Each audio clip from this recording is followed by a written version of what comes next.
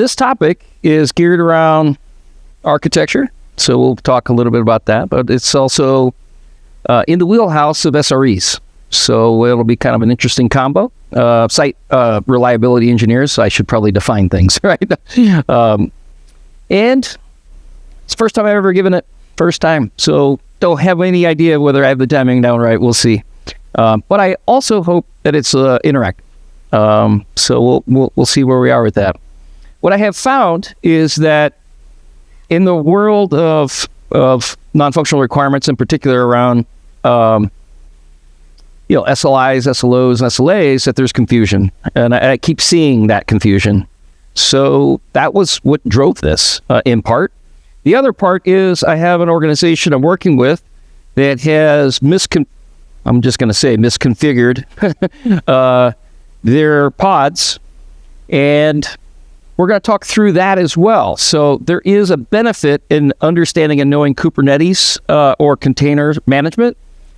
If that is not in your wheelhouse, I will please ask questions along the way. I'm happy to go into more detail and make sure that you're picking up all the things that we're discussing would be true regardless if you're in a container or not. The amount of resources you give a process is what we're talking about. That's what matters. I can always go deeper than what I have presentation slides for. So if you want to go deeper, please ask. I have found that containers themselves, for some reason, are elusive to people in their understanding. They're happy to be at the really high level.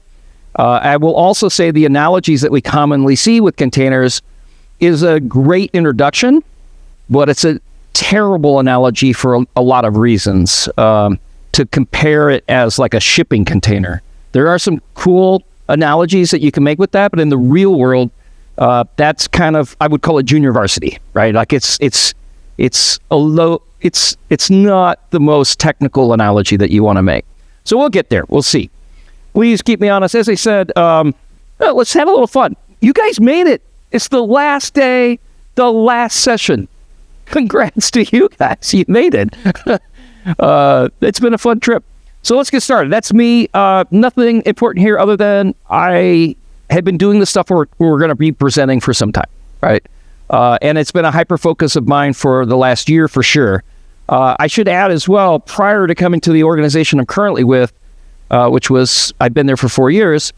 The 8 years prior to that, I was with Mesosphere and D2IQ. They changed their name at some point, where for 2 years, maybe 2.5, I was part of the team that was doing stress testing on Kubernetes and on Mesos, where we had in Amazon like 5,000 cores and terabytes of memory, and we were just trying to stress it to see where things fall down, right? And so we can improve things, improve the experience. So that's enough on me.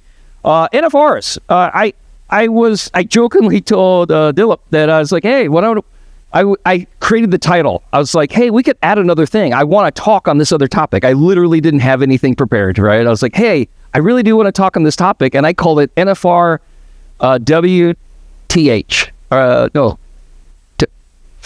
FTW. That's what it said. NFR FTW. And it was non-functional requirements for the win. But not everybody knows those acronyms. And then he expanded it for me. So probably to reduce confusion. And that's awesome.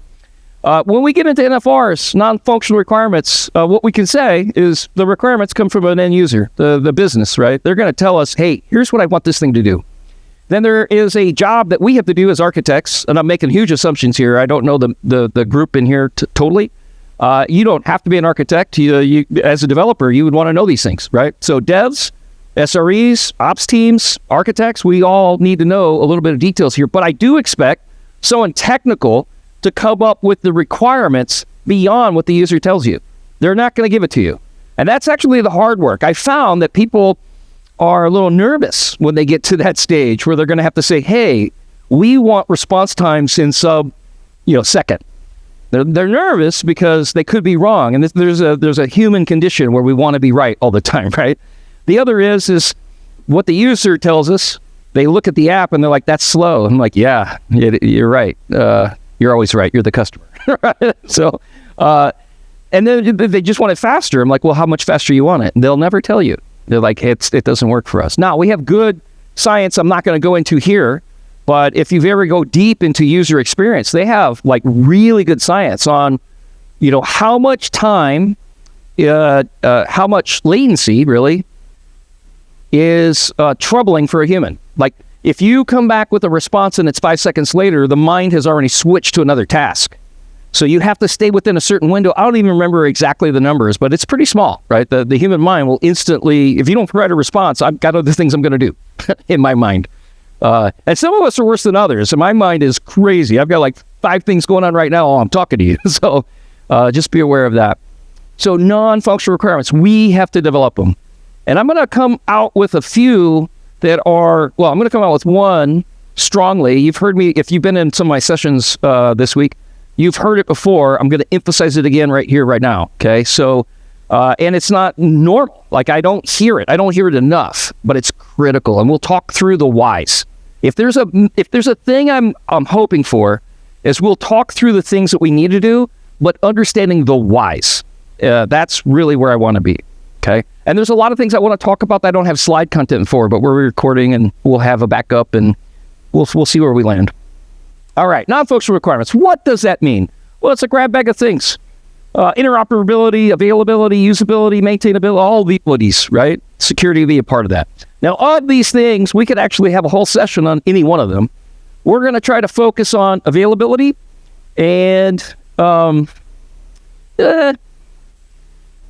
reliability. So those 2 things we're going to hyper-focus on in here. And scalability. So those are the 3 that we're going to hyper-focus on. If you want to go into others, if we have time, sure, let's do it. Okay, not a problem.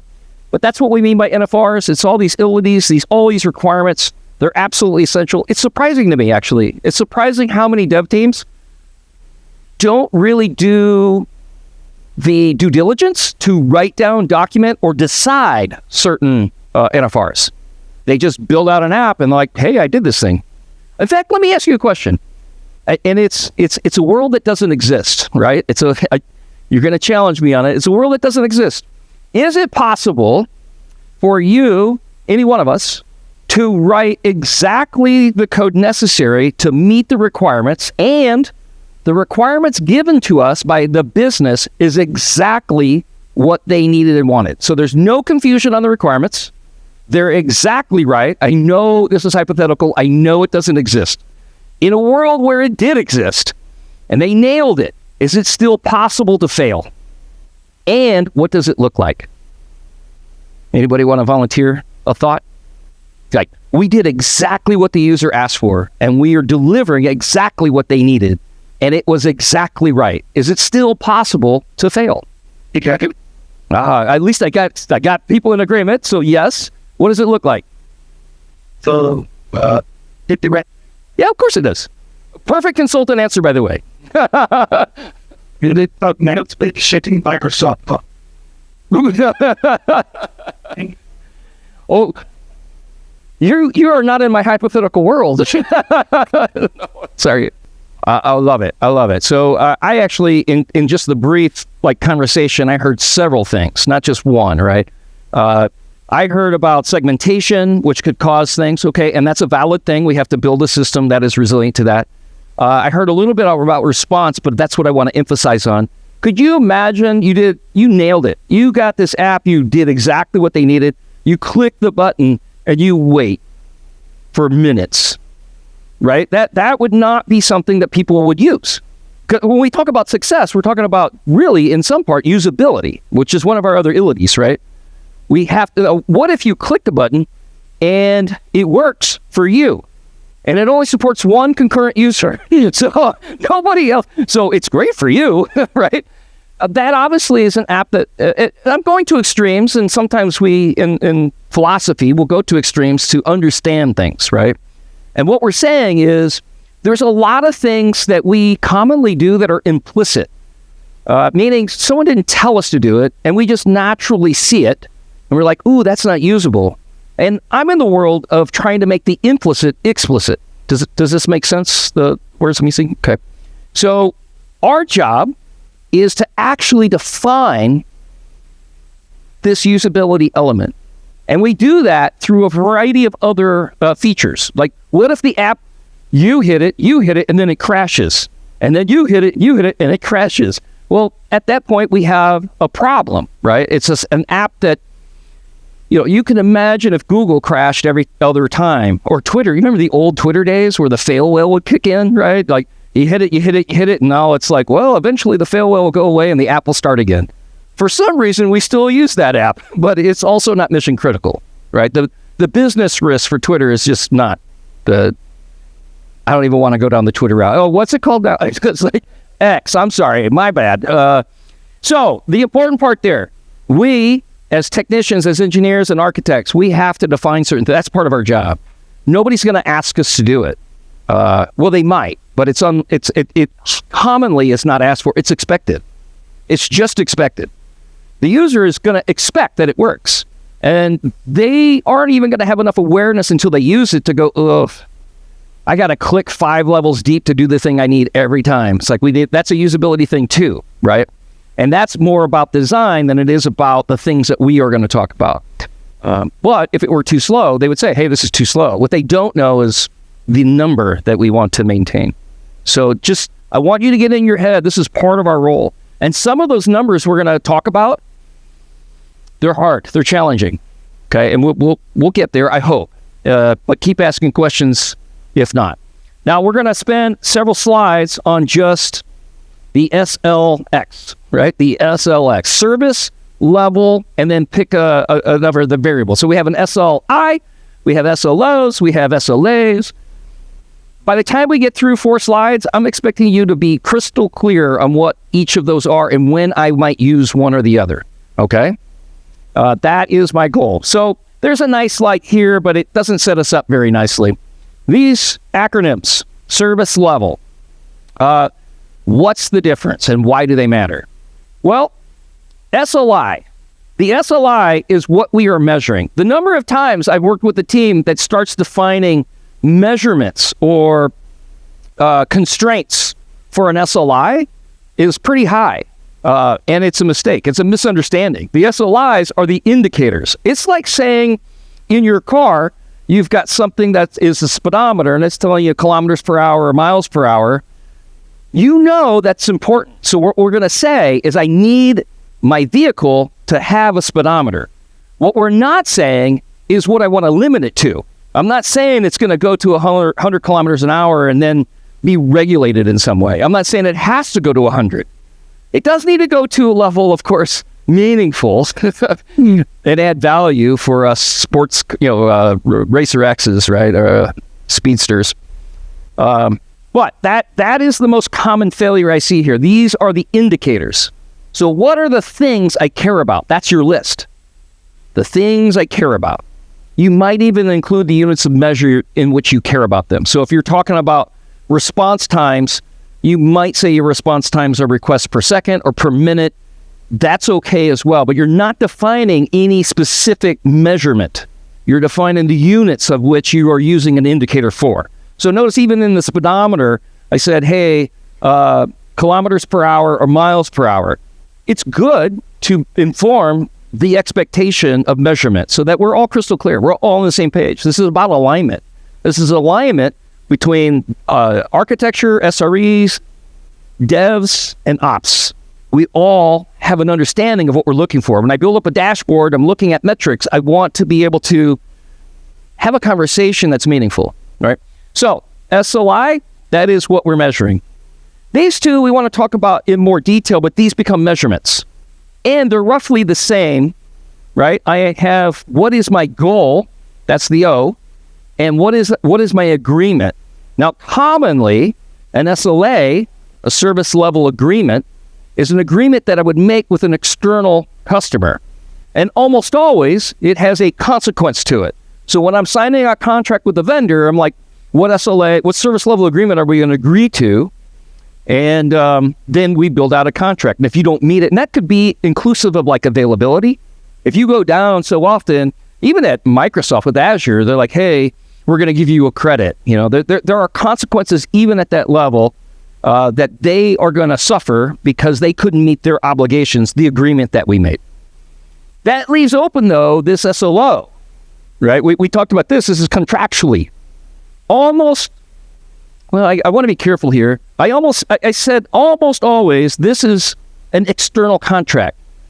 The part to be careful of, I've seen plenty of organizations that consider their other divisions or other departments as kind of an external agreement. Totally okay with that.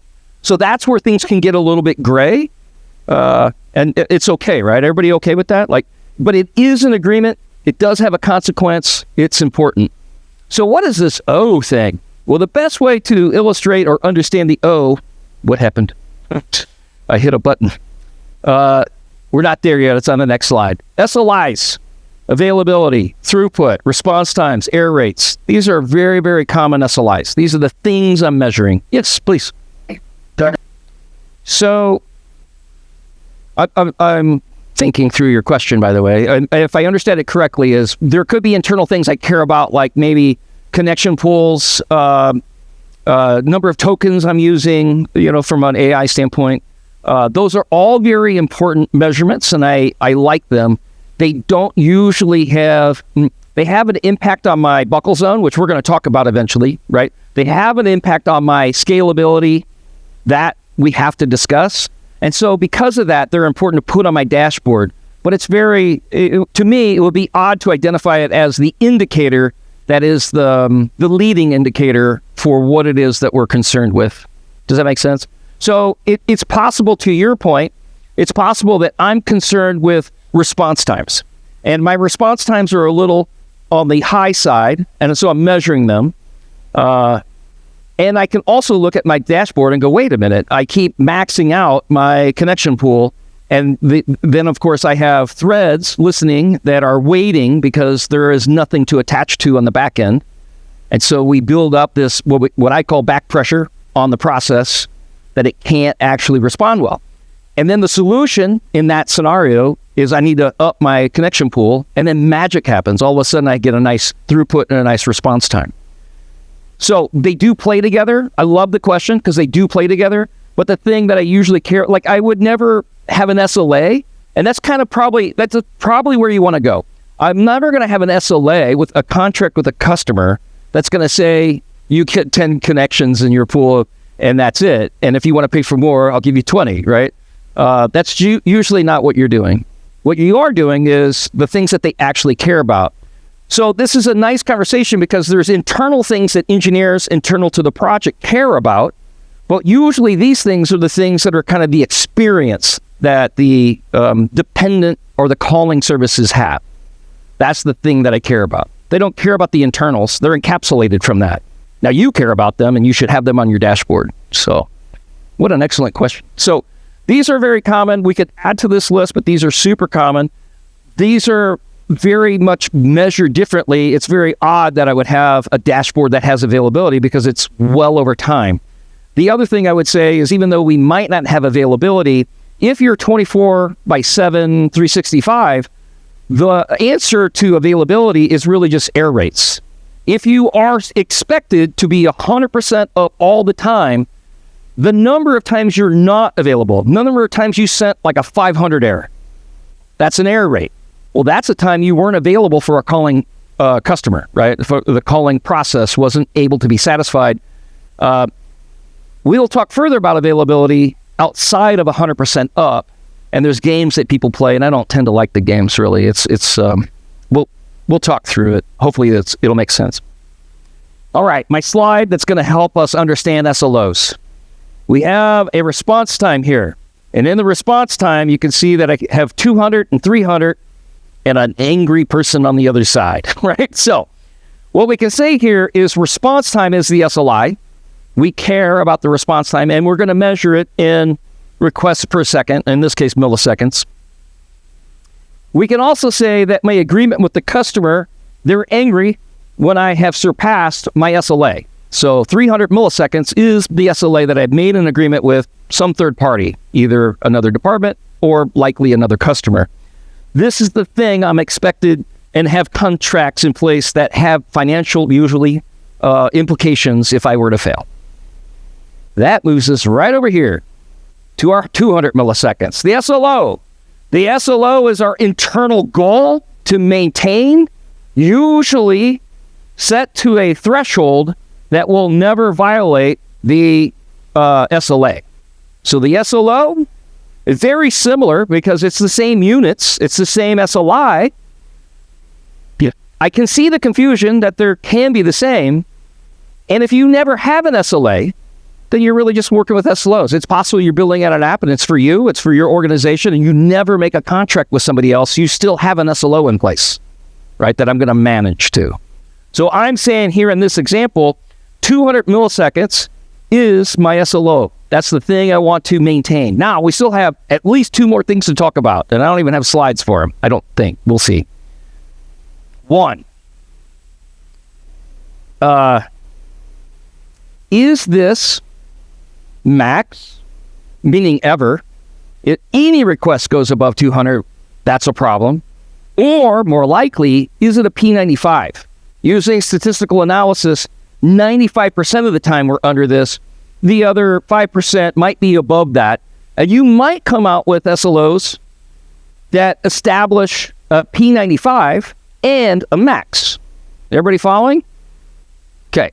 So just to be clear, I don't want to get too in the weeds around statistics, right? And standard deviation. We could if you want, but that'll take us off path a little bit.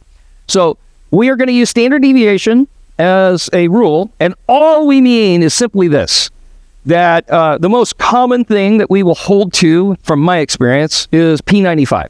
So P95, what that means is that 95% of the time, you're at this. The other 5%, unknown. Now, we don't want to leave it completely unknown. The other 5% still might matter if it's above a certain unit of time. And so you might also establish a max, a period max, right? So you might say, I have 200 milliseconds, P95, with a max of 500 milliseconds. Well, now you have something to work with. It's very, very clear, right? It's also very explicit. Remember, I said being explicit is where I want us to be. Let me pause. Everybody good on that? We know what we're all on the same page, or any questions? Yeah. So I've seen contracts in many situations, right? And I've seen the P95 and max. I've seen just the P95, which it leaves a lot of room. You have to, I don't know what role you're playing when you're asking the question. If I were going to a vendor, I get really particular and I hold them accountable for what they're delivering. And I personally, as an architect, am going to want to know what is your P95 and what is your max.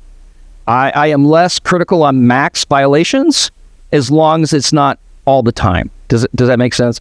If I see the 5%, now you still have to be within the P95, so it can't be more than 5% ever. Otherwise, we have to talk. But if that 5% grows to be something really ridiculous, then we have to have a conversation to understand. And I make every effort to be cordial with my relationship with vendors, right? I give them the opportunity to succeed, is my point. I'm not Trump. Oh, where do we go with that? Any other questions on what we've covered so far? Yeah, you could go. You could. I have seen contracts that have different measurements of requirements. So I've seen P99 or P98. It's to set a ceiling.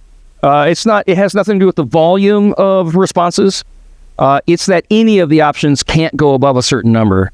And, that's a really hard thing you could make it ridiculous where it's not possible, right? So that's the reason we even work with P95 to a certain extent. There's an awareness that every once in a while you're going to have something that just, for whatever reason, has some latency beyond expectations. This would be like in the Java world where you have a huge garbage collection and it's a big memory, footprint, which then, the rule of thumb for the old parallel GC is it takes between 1 and 5 seconds per gig of memory space. So if you have a 2 gig thing and it takes 2 to 10 seconds, it could be a problem. But that's why you have multiple pods, so you don't have that, but you're going to get it still, right? You're going to still make a call in just as a GC hit, and it's going to be delayed. But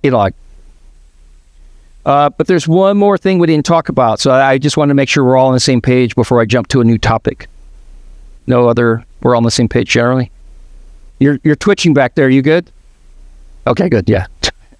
Don't mean to call you out. With the Microsoft. No, the last thing, and one of the more important things, it is the thing that is commonly missing, in particular from client SLAs.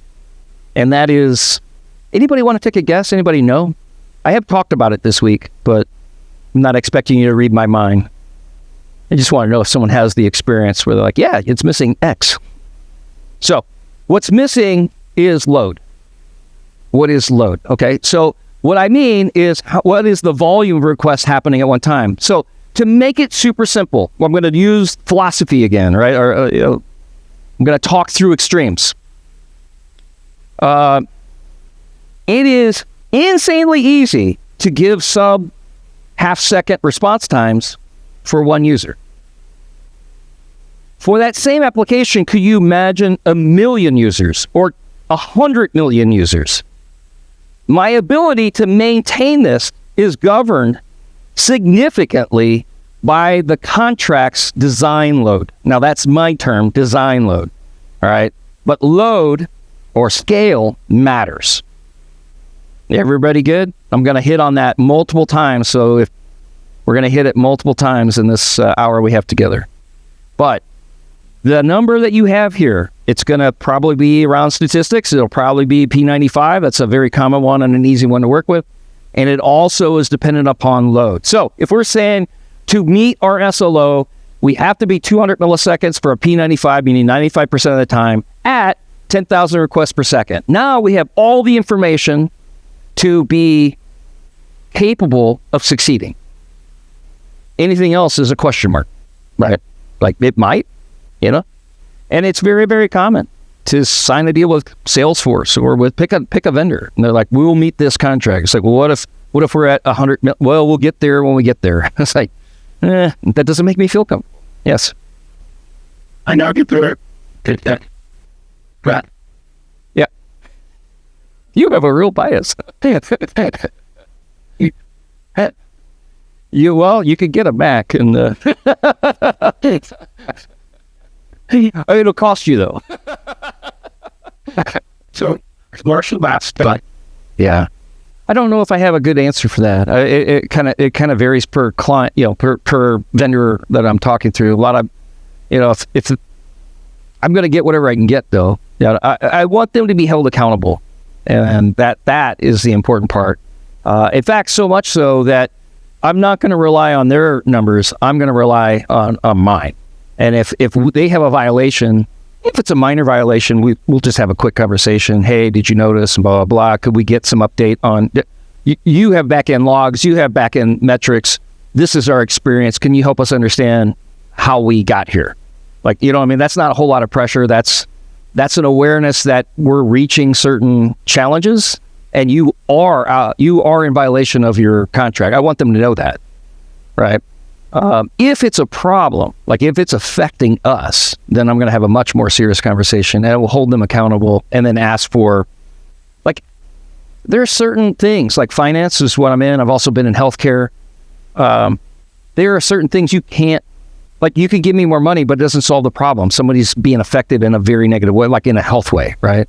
So for them, meaning the vendor, then the conversation is, you're not capable of delivering in the way that we need, and we probably have to move on to another vendor, or I need some kind of assurances. So, but that doesn't really answer your question about more than that. And frankly, it's commonly, I'm either in the room, but I'm not usually the one that's doing the negotiation. I am the consultant to bring data, right, and information. All right, click. Yeah, load. All right. So, load is critical in order for SLAs and SLOs. It's super critical. The load will have an impact on how fast something is working or not, right? That's an important element. So, when we talk about design load, that's my terminology, design load. That's us building something. Now I'm switching roles. A lot of my conversation has been towards a vendor. I'm switching roles. We are the ones doing the we are the ones that are accountable to the SLA and SLO, right? We are the ones that built it. So if you don't have a design load, then there's a huge difference between one user hitting it, one concurrent user, and many, right? And so that's what this is supposed to represent. It's just an image to represent what we've already talked about. This is funny to me, actually. It's probably only funny to me. But this is supposed to represent the SAD document, the solution architecture document. It's a SAD document, right? The SAD document, first of all, I want to make sure everybody's cool and understands what a SAD document is. The solution architecture document, it's going to have details about the business needs. It's going to have all the architectural concerns. It's going to have the topology diagrams and all the layout. Everything should be in it. It's one living document that evolves over the life of a project.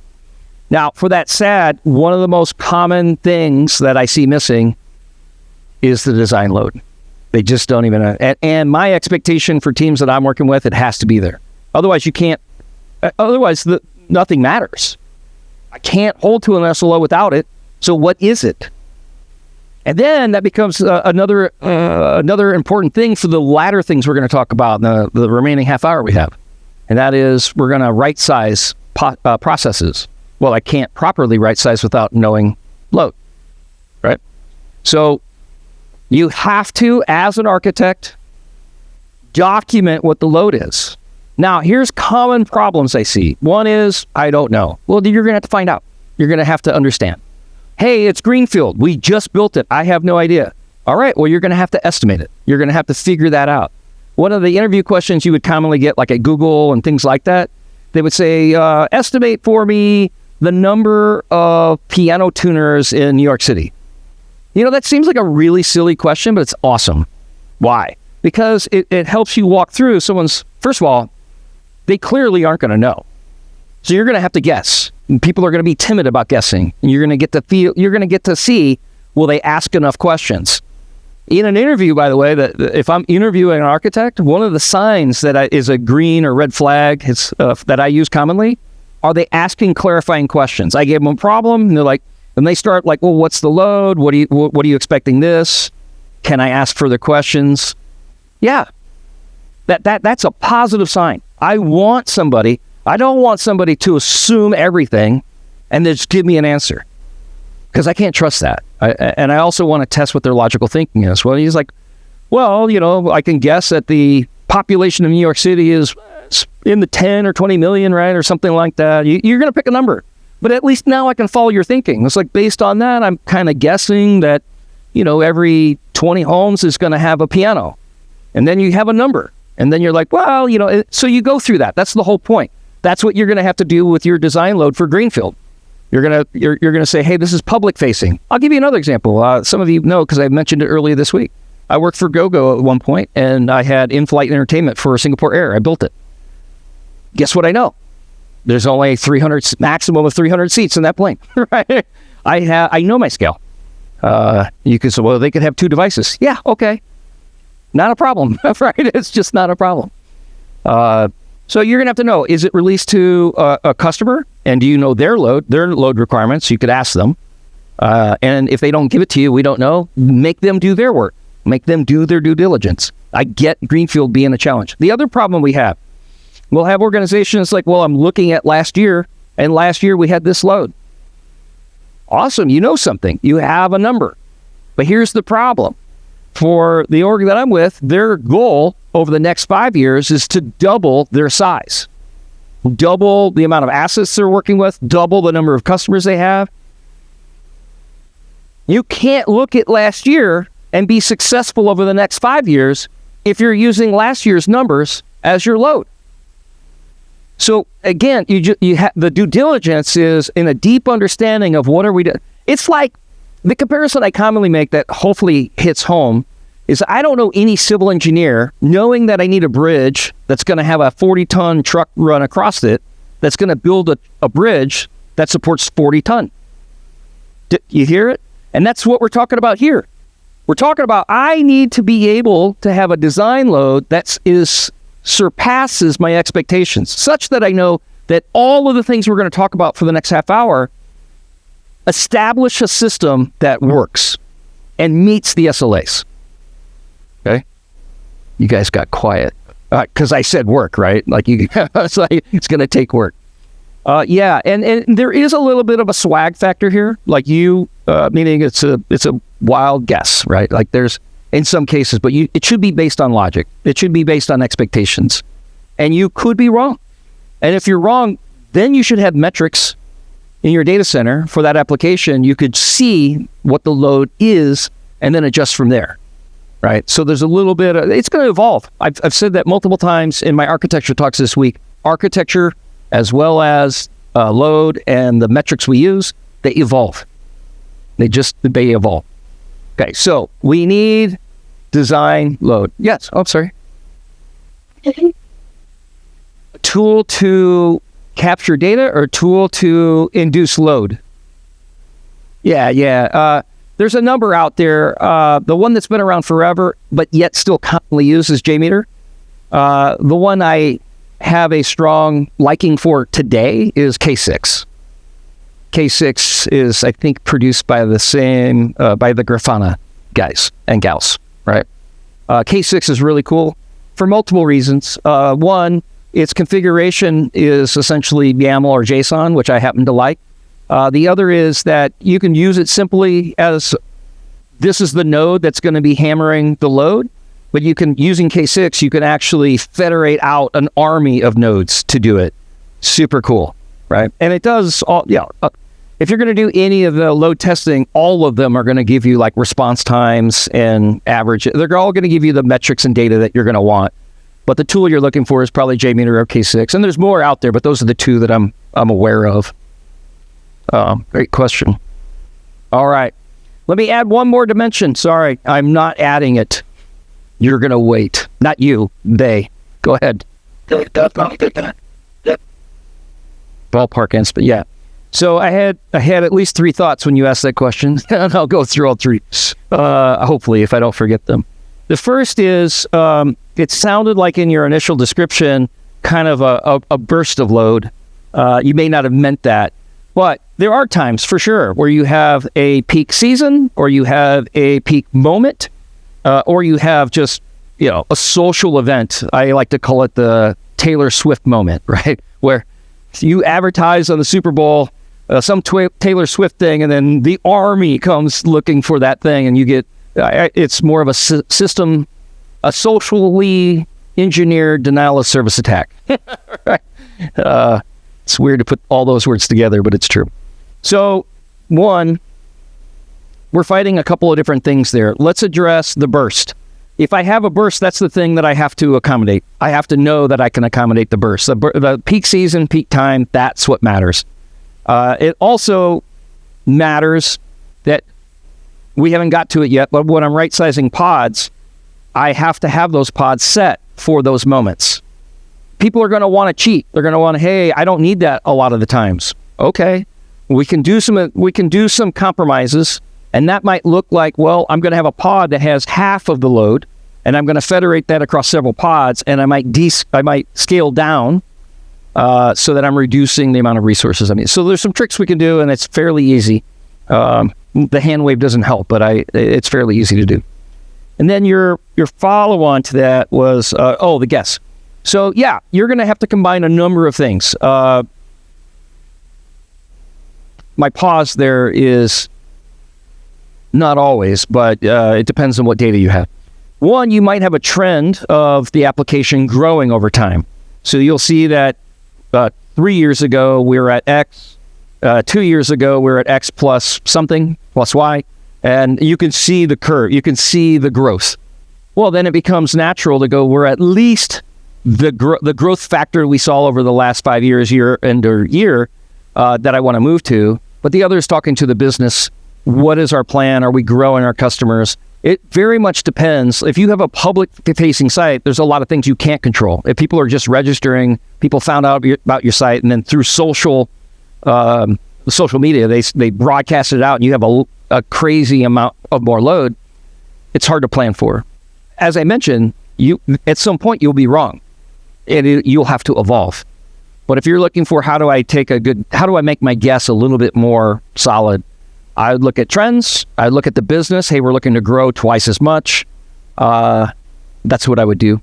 And then we're left with the thing based on the conversation we just had. What if you have a spike based on a social event? What do you do about that? So let's say our design load is 10,000 concurrent requests, right? So 10,000 concurrent requests is our design load. And all of a sudden you see it, increasing. We're at 9,900 and you're like, oh boy. Then that becomes your job as an architect again. What are you going to do? Options that make sense. I can horizontally scale out if I have capacity. So I have HPA or something that allows, or CADA, which then allows it to automatically scale out. Great. You can automate that, is my point. But there are limits still. You don't want to automate forever. And frankly, you don't have infinite capacity. It just doesn't exist. Is everybody okay with that comment? So it just doesn't, nor do you want to pay for that. You don't want a social event to drain your company of money for some bizarre, arbitrary reason, right? You want to make sure you're getting business value out of your business dollars. So the other option, reaching certain limits of the system as a whole, you might drop traffic. It might not be the best user experience. So you have to make some decisions around usability again. You could go to a static page. Hey, we're overwhelmed right now. Here's what I'm saying, though. You have to do something, and most people don't. Most orgs don't. Why do you have to do something? You have to do something because if you do nothing, you literally, under enough load, will have systems crash. Period. Right? So if you want the other abilities like stability and resiliency, then you have to do something. And in my terminology, what you've heard this week is you have to manage the things you don't control. If in the public space, I don't control the amount of traffic that comes to me because it's public, then I have to have a mechanism that sends off alerts. Hey, you're getting 90% of design load. Then I might have systems in place that either drop traffic, if that's okay, go to a static page, give some kind of response if you need to, that kind of thing.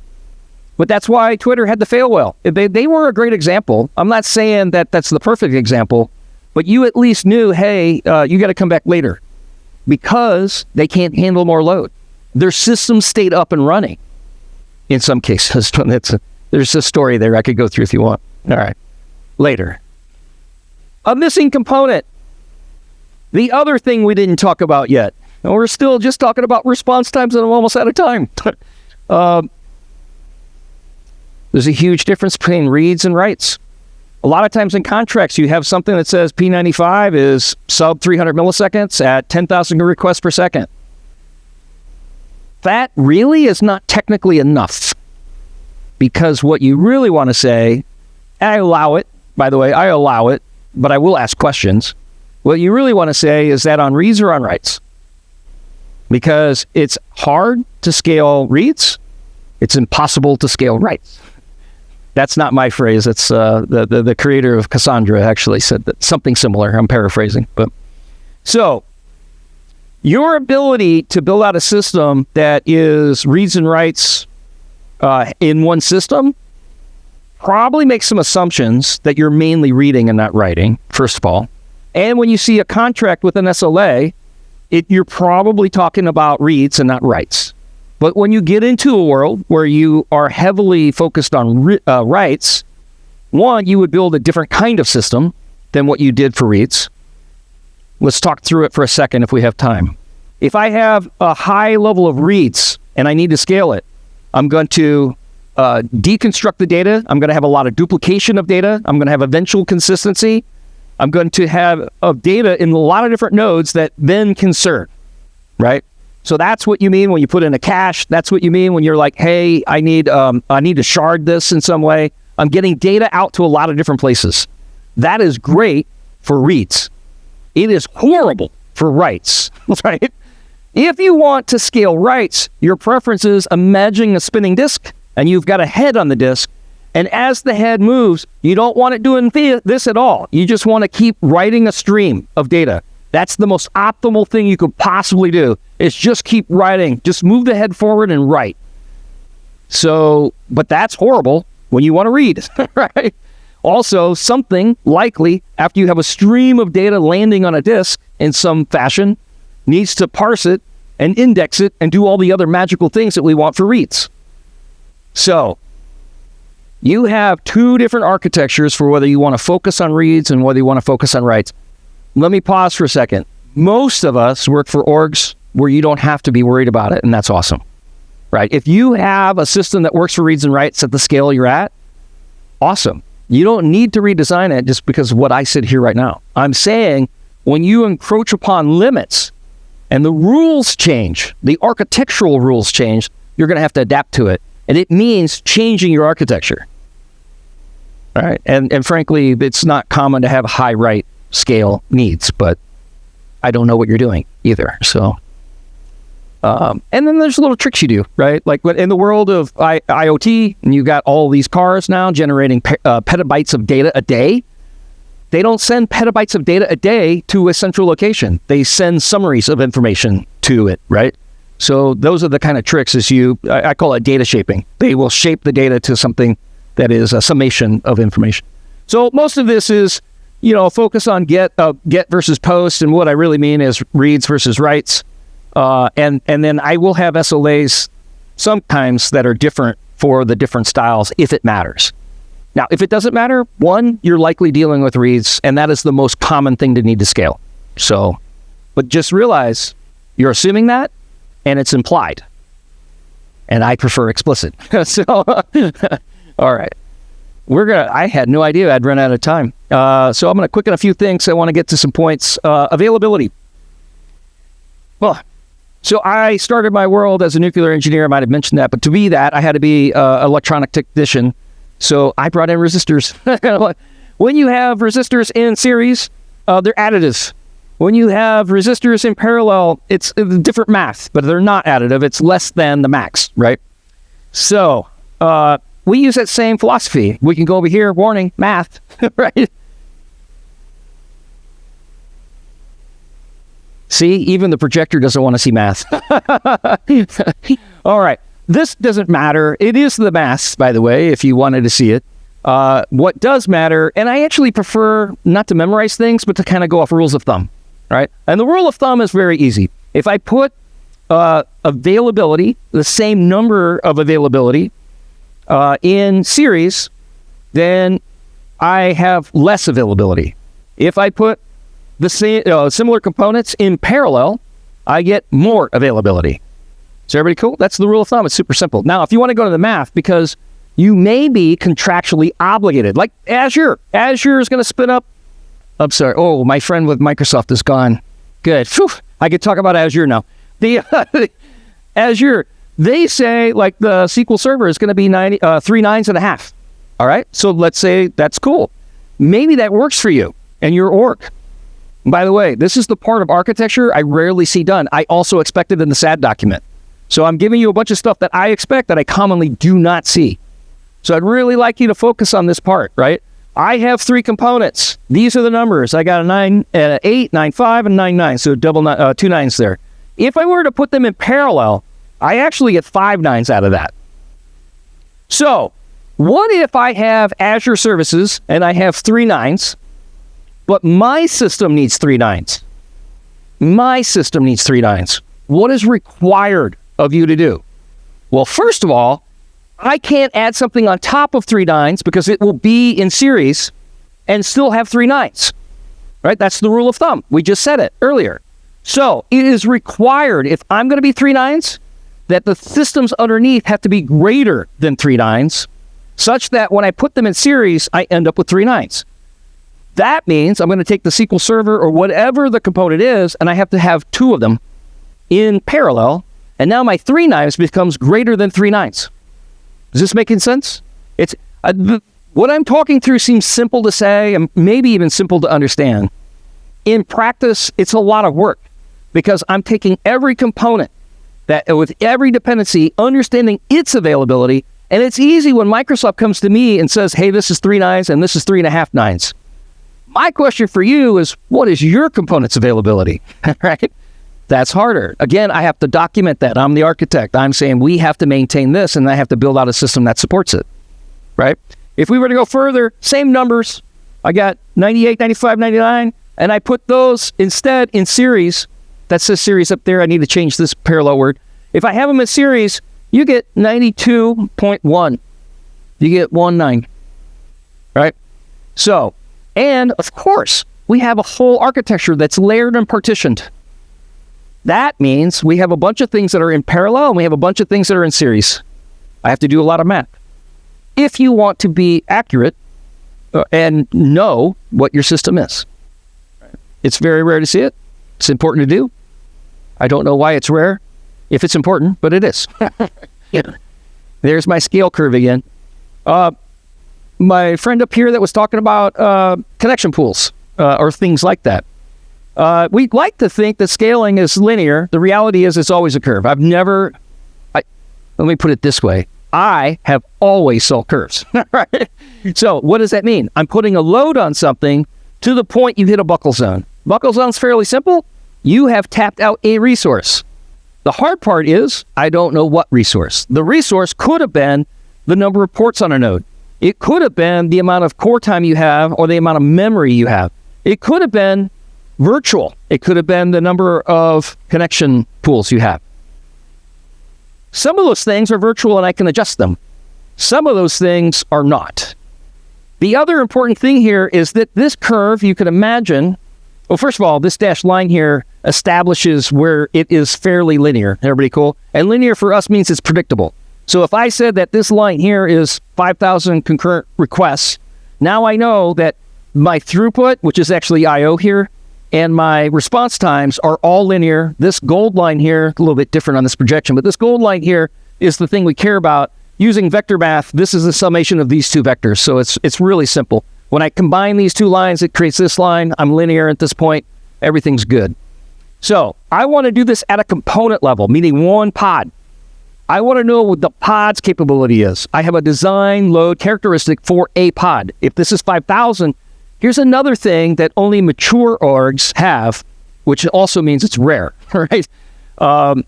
And that is when I put in another replica set, I increase the pod count. So I go from 2 to 3. The number of orgs that have no idea what they did to their system is high. For me, I want to know I just added another 5,000 requests per second. That's very meaningful. I know when someone tells me now we're going to have a crazy tax season moment for the next 2 weeks, and we're going to have an increase of scale by 2x. I'm going to be able to tell them we need to do X. We're going to increase the number of pods to X. So I focused in this conversation, this is a pod. Once I have my number for a pod and what its characteristics are, I'm going to go through this load test one more time at the system level, several pods, because this characteristic I care about at a system level as well. But it should also align to the numbers I just provided, and I want to confirm that. All right? Got 4 and 5. I'll watch this for you. You're generous. I appreciate it. All right. What are the factors that determine components' ability to meet the SLO? We talked about load. What's the other thing? Let's look one more time at this picture. One is the load. We could focus on the load. That load is a lot. But the other thing we could focus on is the truck, the resources, the process, right? What we could do is give it a bigger truck. Everybody could, like the visuals make it so easy because that's exactly what we need to do. I have a system, but we won't have time to go through a bunch of horizontal and vertical scale. What I want you to focus on in this picture is you have to test and design the resource needs for a pod first. I'm going to start with vertical scale. How much does it need for a given load to meet the characteristics you're expecting? Okay? Once I have that, then I can horizontally scale. Also, I have customers that tell me, hey, I can't wait for Kubernetes to have VPA, which is vertical pod scaling, essentially. I'm like, why? And they have their reasons. And I'm like, so you're telling me you didn't do the measurements, you don't understand your load characteristics, and you are expecting the new shiny thing to do the magic for you for the thing you don't understand. Is that right? That's what they're saying. I don't believe in magic. Don't tell Carducci that, but I don't believe in magic, right? So you have to know. That's our job. We're engineers. I love that our industry, we have a beautiful combination of art and science, but there's way too many artsy people. I need engineers, people who have done the due diligence to know this pod will handle this number of requests at this load. Once I have that, then I can establish some really interesting things. So Java, no container, just Java. For a Java Spring Boot application with light load, you're expected to be about 200 to 500 millicore. That is 500, if you're not familiar, is half a core, half a vCore, right? If I have medium or heavy traffic, you're talking about getting up to a core or maybe 2 cores, right? So we're in this range. The other thing to know about Java Spring is that it has a huge hit on core time at startup. It has a huge spike on core needs, right? Let's bring that out in the few minutes we have left to see what I can get through. This is what our configurations for Kubernetes might look like. I have resource requests for memory and CPU, and I have them for limits. You can see some deviations here. I got a quarter core and a half a core, and then some memory differences. Here's what I want you to know. CPU, for requests, that's how you're scheduled. You will be scheduled on a node that has this availability. Whatever the difference is between requests and limits is the amount of over-provisioning that you're allowing, okay? And here's the other thing that's super important to know. Any mature cluster that I'm aware of does not swap to disk, meaning it doesn't take memory that's in RAM and put it to disk. You get whatever your physical RAM is. You also have to think of memory as non-compressible. It's not shareable. So you really need your request for memory and limits to be identical, because if you have over-provisioning allowed, eventually you will run out of memory on that node. And then you get a second kind of kill. Everybody knows about an kill when the memory needs within the pod reach limits, and you will be killed, meaning out of memory killed.